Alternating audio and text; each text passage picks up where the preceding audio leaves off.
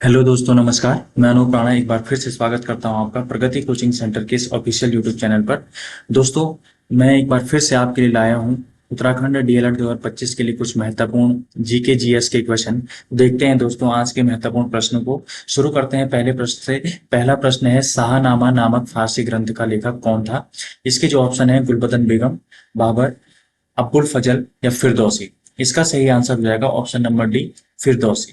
फिरदौसी ने क्या लिखा था? शाहनामा लिखा था। गुलबदन बेगम ने हुमायूंनामा लिखा था। कौन सा लिखा था? हुमायूंनामा। बाबर ने बाबरनामा। ठीक है। अब्बुल फजल ने आईने अकबरी या अकबरनामा ग्रंथ लिखा था। तो आप याद रखेंगे, अब्बुल फजल ने अकबरनामा या आईने अकबरी लिखा था। नंबर नेक्स्ट जो क्वेश्चन है, वह काली मिट्टी का अन्य नाम क्या है? सबसे पहले आपको पता होना चाहिए, जो काली मिट्टी है इसे कपासी मिट्टी भी कहते हैं, इसे स्वतः जुताई वाली मिट्टी भी कहते हैं, और इसे रेंगूर मिट्टी भी कहते हैं। काली मिट्टी भारत में जलोढ़ और लाल मिट्टी के बाद तीसरा सबसे बड़ा मृदा समूह है। और ये मुख्य रूप से सबसे ज्यादा अगर पूछेगा काली मिट्टी कौन से राज्य में मिलती है, तो ये आपके महाराष्ट्र में। ठीक है। महाराष्ट्र में जो है सबसे ज्यादा काली मिट्टी का विस्तार मिलता है। अब जो है यहाँ से एक और बात याद रखनी है कि भारत में सर्वाधिक क्षेत्रफल में पाई जाने वाली जो मिट्टी है वो जलोढ़ मिट्टी है। और जलोढ़ मिट्टी को हम दो भागों में बांटते हैं, एक खादर और एक बांगर। तो खादर, और कभी कभी क्वेश्चन आता है कि खादर और बांगर किसके जो है दो भाग होते हैं, तो ये जलोढ़ मिट्टी के होते हैं। ठीक है। अगला नंबर नेक्स्ट क्वेश्चन है, धर्म की स्वतंत्रता का प्रावधान किस अनुच्छेद में है? तो अगर बात करें मौलिक अधिकारों की, तो मौलिक अधिकारों में धर्म की स्वतंत्रता का जो अधिकार दिया गया है वो आर्टिकल नंबर 25 से लेकर 28 तक दिया गया है। ठीक है। वही आर्टिकल नंबर 14 से 18 तक जो है समानता का अधिकार है। अब आपको पता होगा, भारतीय संविधान में भाग 3 में मौलिक अधिकारों का वर्णन मिलता है, जिसमें हमें कितने अधिकार दिए गए हैं? 6 अधिकार दिए गए हैं। समानता का अधिकार, स्वतंत्रता का अधिकार, शोषण के विरुद्ध अधिकार, धर्म की स्वतंत्रता का अधिकार, संस्कृति और शिक्षा का अधिकार, और संवैधानिक उपचारों का अधिकार। तो इसमें से एक जो है धर्म की स्वतंत्रता का अधिकार आर्टिकल नंबर 25 से लेकर 28 में मिलता है। नंबर नेक्स्ट अगला क्वेश्चन है कि रम्माण लोक परंपरा संबंधित है। देखो, रम्माण जो है वो उत्तराखंड में चमोली के सलू डुमरा जो क्षेत्र है वहां पर होने वाली प्रमुख लोक परंपरा है या लोक नृत्य है, जो कि प्रतिवर्ष अप्रैल के महीने में मनाई जाती है। और ये जो है, इस नृत्य की सबसे बड़ी खासियत है कि इसमें अलग अलग मुखौटों का इस्तेमाल किया जाता है, और इन मुखौटों के द्वारा अलग अलग प्रकार के नृत्य किए जाते हैं। अब यहाँ पर यह भी याद रखना है कि रम्माण को वर्ष 2009 में, कब? वर्ष 2009 में यूनेस्को की मानव आमूर्त सांस्कृतिक धरोहर में शामिल किया गया था। ठीक है। नंबर नेक्स्ट अगला क्वेश्चन है, कावेरी नदी का उद्गम स्थल या उद्गम स्रोत क्या है?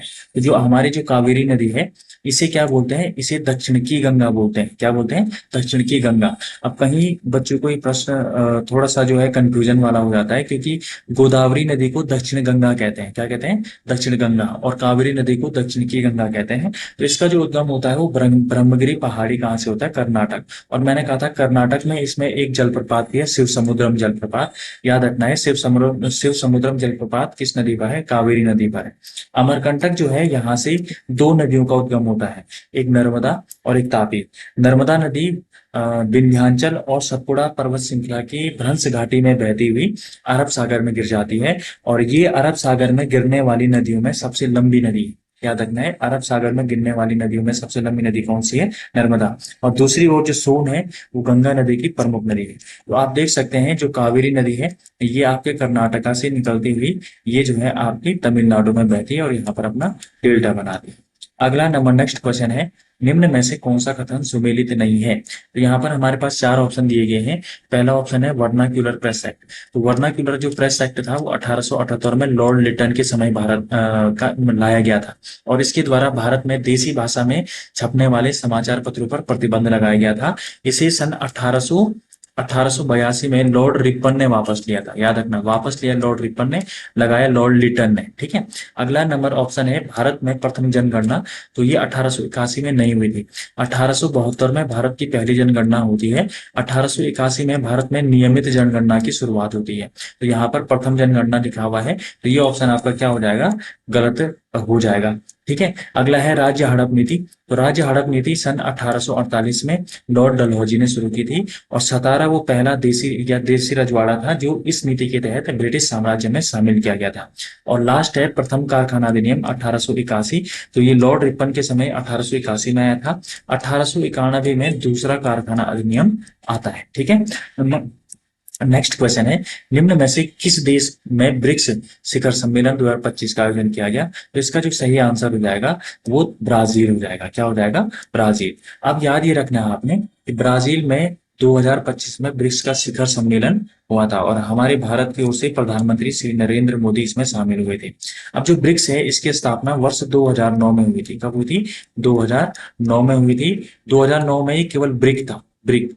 ठीक है। B for Brazil, R for Russia, I for India और सी फॉर चाइना। लेकिन 2010 में साउथ अफ्रीका के जुड़ जाने से इसका नाम क्या हुआ?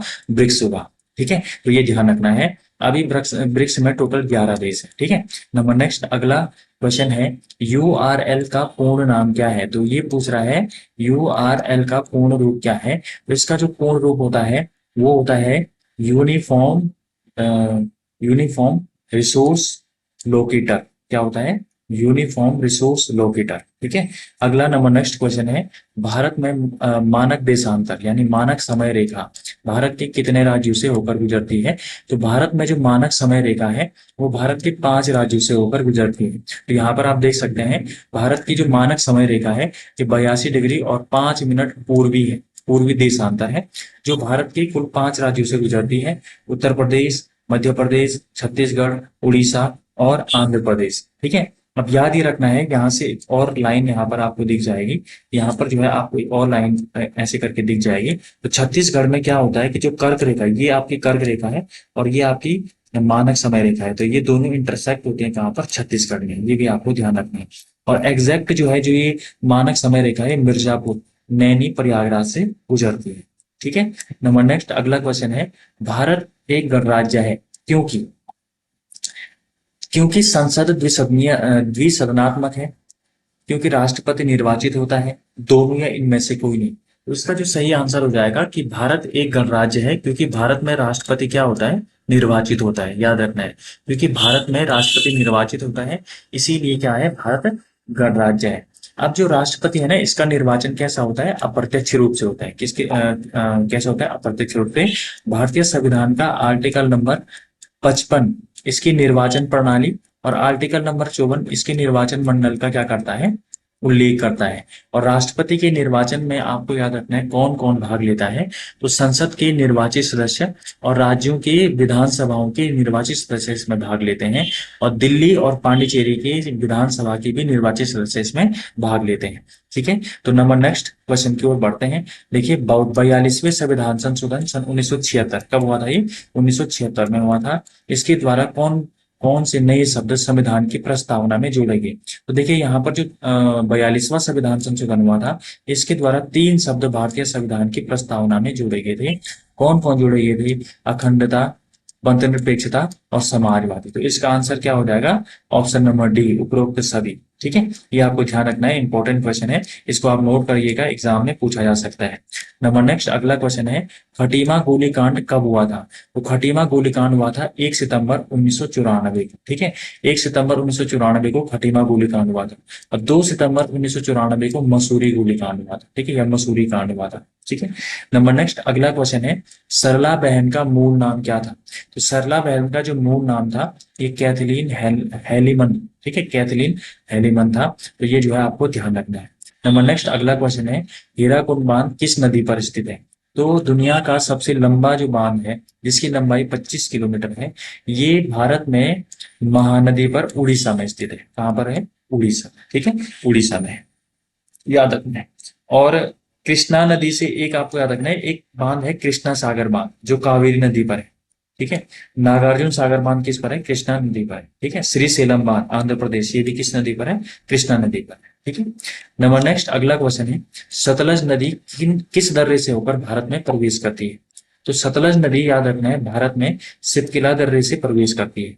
और सतलज नदी का जो उद्गम होता है वो राक्षस ताल या राक्षस ताल तिब्बत में होता है, जो मानसरोवर झील का एक पार्ट होता है। और मानसरोवर झील से 3 नदियां निकलती हैं, एक निकलती है सिंधु, एक निकलती है सतलज और एक निकलती है ब्रह्मपुत्र।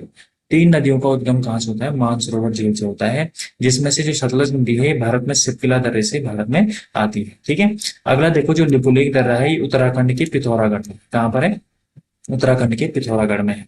ठीक है, जोजिला पास जो है ये कहाँ पर है? जम्मू कश्मीर में है। कहाँ पर है? जम्मू कश्मीर में है। और नाथुला दर्रा जो है ये सिक्किम में है। तो इन दोनों दर्रों से कैलाश मानसरोवर यात्रा जो प्रतिवर्ष सितंबर माह में आयोजित की जाती है, ये यहाँ से गुजरती है। ठीक है, तो इस प्रकार से इस वीडियो में हमने कुछ महत्वपूर्ण प्रश्न देखे। अगर आपको वीडियो पसंद आई हो तो लाइक कीजिए, सब्सक्राइब कीजिए और शेयर कीजिए। और तब तक जो है हम मिलते हैं अगली वीडियो में। तब तक के लिए धन्यवाद, नमस्कार, शुभ रात्रि।